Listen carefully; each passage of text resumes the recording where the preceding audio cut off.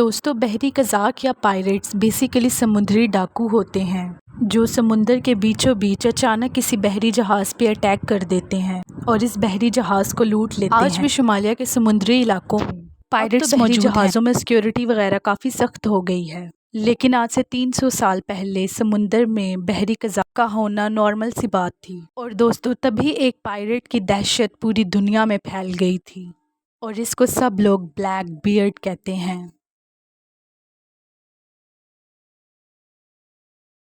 دوستو black beard کا اصل نام ایڈورڈ بتایا جاتا ہے، لیکن شاید یہ بھی غلط ہو کیونکہ سارے لوگ اسے بلیک بیئرڈ ہی کہتے ہیں۔ یہ آدمی 1680 میں پیدا ہوا تھا، یعنی آج سے تقریباً 344 سال پہلے۔ اس کے بچپن کے بارے میں کوئی بھی نہیں جانتا، کسی کو پتہ ہی نہیں ہے کہ اس کے ماں باپ کون تھے، اس کی فیملی کیا تھی، لیکن لوگ اس کے بارے میں ایک بات ضرور جانتے ہیں کہ یہ انگلینڈ کے شہر برسٹل میں پیدا ہوا تھا۔ برسٹل ایک اہم انٹرنیشنل سی پورٹ تھا۔ اس وقت ہوائی جہاز تو ہوتے نہیں تھے، اسی لیے بحری جہاز ہی سفر کرنے کا سب سے اہم ذریعہ تھا۔ دوستو بلیک بیئرڈ لکھنا پڑھنا جانتا تھا اور یہ بھی اس کے بارے میں مشہور تھا کہ یہ ایک امیر فیملی سے بلونگ کرتا ہے، لیکن اس کو ہمیشہ سے بحری جہاز پہ سفر کرنے کا بہت زیادہ شوق تھا۔ 1699 میں جب یہ صرف 19 سال کا تھا، یہ بحری جہاز میں بیٹھ کے کریبین پہنچ گیا، جس کو ہم ویسٹ انڈیز بھی کہتے ہیں۔ ان دنوں بحری جہاز کے ذریعے سے تجارت بھی کی جاتی تھی اور غلاموں کو بھی ایک ملک سے دوسرے ملک کام کرنے کے لیے لے کے جایا جاتا تھا۔ دوستو بلیک بیئرڈ کو یہ کام اتنا پسند آ گیا تھا کہ یہ خود بھی بحری جہازوں پہ کام کرنا شروع ہو گیا اور یہ ایک سیلر بن گیا تھا۔ یہ وہ دور تھا جب دنیا میں ایک جنگ چل رہی تھی جسے war of the Spanish succession کہتے ہیں۔ اس دور میں بحری جہاز آپریٹ کرنا آسان نہیں تھا اور اسی دور میں بلیک بیئرڈ پرائیویٹ شپس چلانا شروع ہو گیا۔ یہ وہ بحری جہاز ہوتے تھے جن میں جنگی سامان ہوتا تھا اور گولہ بارود ہوتا تھا۔ ان کو حکومت کی طرف سے یہ پرمیشن ہوتی تھی کہ یہ پرائیویٹ جہاز دشمنوں کے جہازوں سے لڑیں، اور اسی طرح بلیک بیئرڈ بحری جہاز آپریٹ کرنا شروع ہو گیا۔ 17 اور 18 سینچری میں ویسٹ انڈیز میں بحری جہازوں سے ٹریڈ بہت زیادہ ہو رہی تھی اور دوستو تبھی اس علاقہ میں پائریٹس کی تعداد بڑھنا شروع ہو گئی، اور ان بحری جہاز آپریٹرز میں ایک انسان ہنری بھی تھا جو کہ بحری جہاز آپریٹ کرتا تھا۔ اس نے سیلر کا کام چھوڑ کے اب ایک بحری قزاق یعنی پائریٹ بننے کا فیصلہ کر لیا۔ دوستو کریبین میں ایک ملک ہے بہاماس، یہ کئی جزیروں پہ بنی ہوئی ایک خوبصورت جگہ ہے۔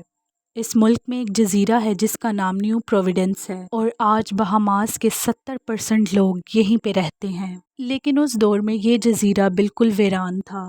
یہ جو آدمی تھا ہنری، اس نے اسی جزیرے پہ اپنی ایک بیس بنا لی اور اس نے سوچا کہ یہیں سے یہ بحری جہازوں پہ حملہ کر کے انہیں لوٹا کرے گا۔ اس کے بعد اس جزیرے پہ بہت سے بحری قزاق آ کے رہنے شروع ہو گئے۔ بلیک بیئرڈ اس وقت جمیکا میں رہتا تھا اور یہ بھی دوستو اسی جزیرے پہ پہنچ گیا۔ دوستو اسی جزیرے پہ ایک اور پائریٹ ہوتا تھا جس کا نام کیپٹن بینجامن ہارننگ تھا۔ 1716 میں انہوں نے ایک بحری جہاز پہ حملہ کر کے اسے لوٹ لیا۔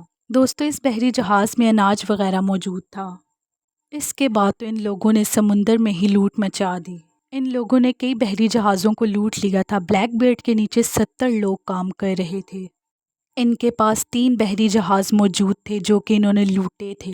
دوستو کچھ عرصے کے بعد کیپٹن بینجامن ہارننگ نے یہ کام چھوڑ دیا اور اس طرح بلیک بیئرڈ اس گینگ کا سربراہ بن گیا، اور پھر اس نے سمندر میں جو دہشت پھیلانا شروع کی لوگ آج بھی یاد رکھتے ہیں۔ 28 نومبر 1717 کو بلیک بیئرڈ اپنے ساتھیوں کے ساتھ سمندر میں موجود تھا۔ یہ لوگ 2 بحری جہازوں پہ موجود تھے اور انہوں نے فرانس کے جہاز پہ حملہ کر دیا۔ ان کے درمیان سخت مقابلہ ہوا، لیکن اس کیپٹن نے اس کے آگے سرنڈر کر دیا۔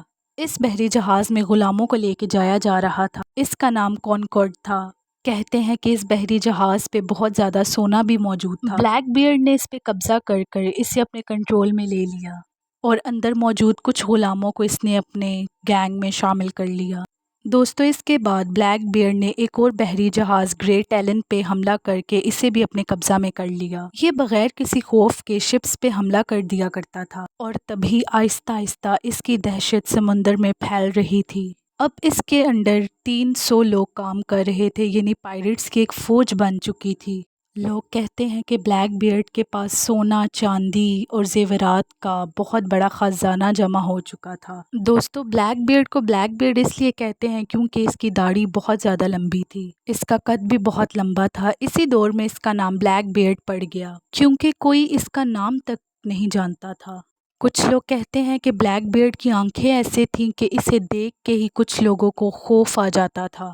بہرحال وقت گزرنے کے ساتھ ساتھ بلیک بیئرڈ بحری جہازوں پہ حملہ کرتا رہا اور ان بحری جہازوں کو لوٹتا گیا اور اس کے گینگ میں بہت سارے لوگوں کا اضافہ ہوتا گیا۔ اس کے پاس اتنی گنز جمع ہو گئی تھیں کہ ایسا لگ رہا تھا کہ یہ کسی جنگ کی تیاری کر رہا۔ 1718 میں بلیک بیئرڈ کے گینگ میں 400 لوگ جمع ہو گئے تھے۔ یہ آدمی بہت زیادہ سخت تھا، اسی لیے اس کے گینگ کے ممبر اس سے بہت زیادہ ڈرتے تھے۔ دوستو اس وقت ایک جگہ ہوا کرتی تھی پروونس آف ساؤتھ کیرولینا، اس پہ برطانیہ کی حکومت تھی۔ بلیک بیئرڈ اپنی گینگ اور جہازوں کے ساتھ اس طرف نکل پڑا اور یہ راستے میں کئی ایسے جہازوں کو لوٹ رہا تھا۔ یہ انہی بحری جہازوں میں لوگوں کو اپنا غلام بنا کر اپنے بحری جہاز میں رکھ رہا تھا۔ انہی میں سے ایک بحری جہاز برطانیہ کی طرف سفر کر رہا تھا۔ اس میں کچھ سیاستدان بھی موجود تھے۔ اس نے انہی سیاستدانوں سے کہا کہ ساؤتھ کیرولینا کی حکومت سے کہو کہ ہمارے لوگوں کو علاج کی ضرورت ہے، وہ زخمی ہے اور انہیں دوائیوں کی ضرورت ہے۔ بلیک بیئرڈ نے دھمکی دی کہ جو لوگ اس کے ساتھ ہیں اگر انہیں دوائیاں نہیں ملی تو انہی غلاموں کا سر کاٹ کے یہ ساؤتھ کیرولینا کی حکومت کو بھیج دے گا اور ان کے جہازوں کو آگ لگا دی جائے گی۔ ساؤتھ کیرولینا کی حکومت اس کی ان ڈیمانڈز کو مان گئی۔ دراصل بلیک بیئرڈ اب یہ کام چھوڑنا چاہ رہا تھا۔ اس نے یہ بھی سنا تھا کہ انگلینڈ سے ایک فوج آ رہی ہے پائریٹس سے لڑنے کے لیے۔ پائریٹس کو یہ بھی کہا جا رہا تھا کہ انہیں معاف کر دیا جائے گا اگر انہوں نے 5 ستمبر 1718 میں یہ کام چھوڑنے کا وعدہ کر لیا، اور بلیک بیئرڈ نے یہی کیا کہ جو دہشت اتنی دیر سے سمندر میں پھیلی ہوئی تھی وہ اب ختم کرنے جا رہا تھا۔ دوستو بلیک بیئرڈ نے یہ کام چھوڑ کر ایک آئی لینڈ پہ رہنا شروع کر دیا۔ اس نے شادی بھی کر لی تھی لیکن یہ کہانی اب بھی یہاں ختم نہیں ہوئی۔ کچھ مہینوں کے بعد ہی بلیک بیئرڈ نے یہی کام دوبارہ شروع کر دیا۔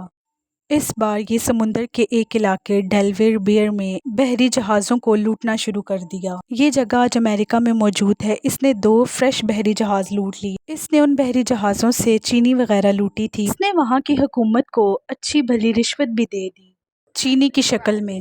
تبھی عدالت نے اسے معاف بھی کر دیا اور یہ کہا کہ اس نے بحری جہازوں کو سمندر کی طوفان سے بچایا ہے۔